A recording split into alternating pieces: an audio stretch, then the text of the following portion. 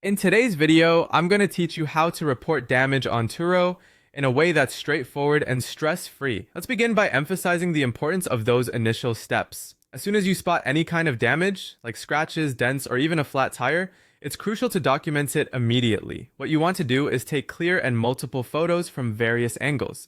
Ensure that you include both wide shots showing the whole car and close-ups that focus on the damage itself. If you can, try to capture the license plate and make sure that the camera's date and time are visible, which will be a huge help later on.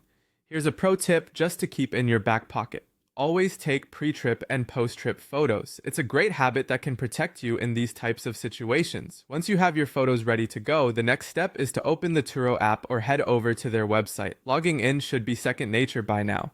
Once you're in, navigate to the Trips tab. This is where all your past and current trips are stored, so locating the one in question should be a breeze. Now, with your trip identified, the next move is to select the trip where the issue occurred. Look for the option to report the damage, which is often labeled as report damage or report an issue.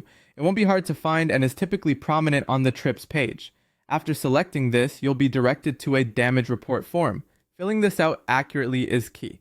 You'll need to include a detailed description of what happened, upload those important photos you've taken, and indicate when and how you discovered the damage. You'll also mention whether the car was still drivable or if it needed towing.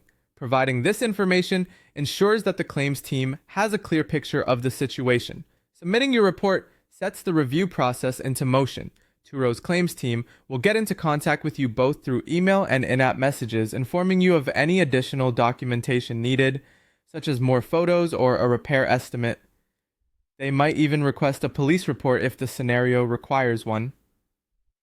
Staying up to date with the Turo claims representative is crucial as they'll be handling your case. They'll inform you if the incident aligns with your protection plan and will guide you on the next steps to follow. Lastly, depending on whether you're a host or a guest, Turo will outline what repair or reimbursement steps you should take. For hosts, Turo may cover the repair cost minus any deductible. Guests, on the other hand, might be responsible for repair charges if they cause the damage. Once everything is squared away and approved, you'll receive either repair authorization or reimbursement instructions, and there you have it. Completing the process of reporting damage on Turo doesn't have to be complicated as long as you follow these steps.